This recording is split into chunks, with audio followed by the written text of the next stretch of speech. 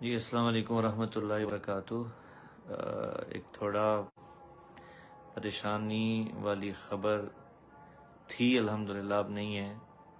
आपसे शेयर करना था, आपसे अर्ज़ करना था कि आप सब जैसा कि देख रहे हैं सोशल मीडिया पे कि इस वक्त वालिद मोहतरम मौलाना तारिक जमील साहब कनाडा में मौजूद हैं।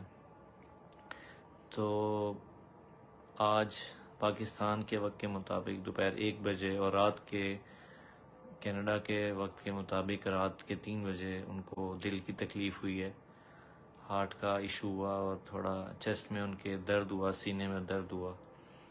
इसके फ़ौरन बाद उनको वहाँ हस्पताल में मुंतकिल किया गया और सारा उनका प्रोसीजर نیکی خیلی احترامات می قبول کړي. عزتمندو په سوشل میډیا باندې دا خبر ډیر زیات چلیږي چې حضرت مولانا طارق جمیل صاحب ته هارت اٹیک شوی دی او په هسپتال کې وفات شوی دی او څوک وایي چې اکسیډنټ یې کړی دی، اکسیډنټ کې وفات شوی دی، سر یې لګېدلی او سر یې زور اخیستی و. عزتمندو راځئ دا ټول معلومات موږ سره په دې ویډیو کې وګورئ چې آیا دا خبره رښتیا دي که درو چې حضرت مولانا طارق جمیل صاحب اکسیډنټ کړی دی یا ورته هارت اٹیک شوی دی. دا ټول معلومات موږ سره په دې ویډیو کې وګورئ چې پورا معلومات نه خبر شي. دوستانو بعضی نیوز والا وایي چې طارق جمیل صاحب ته هارت اٹیک شوی دی او بعضی نیوز والا وایي چې اکسیډنټ یې کړی دی. دوستانو مونږه ډیر نیوز هم وکتل، ډیرو خلکو سم رابطې وکړلې، هغوی راته وویل چې اصل کې دا طارق جمیل صاحب چې کوم دی دا مولانا صاحب دا وفات شوی نه دی، دا یو بل طارق جمیل و،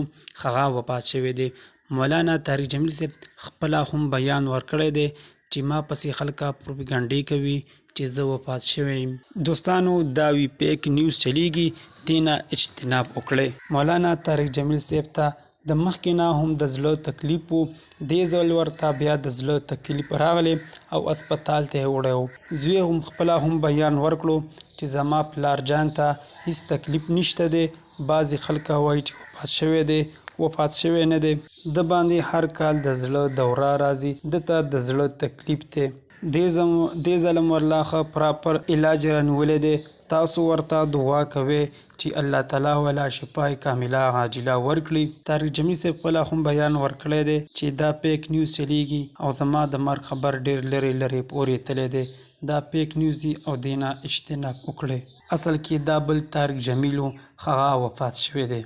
دوستانو دا وا زموږ د دې وخت نیو معلوماتي ویډیو، د نورو نیو معلوماتي ویډیو دپاره زموږ دا چینل ما سره سبسکرایب کړئ چې تاسو ته بیا هر یوه نیو معلوماتي ویډیو په اسانتیا سره میلاویږي.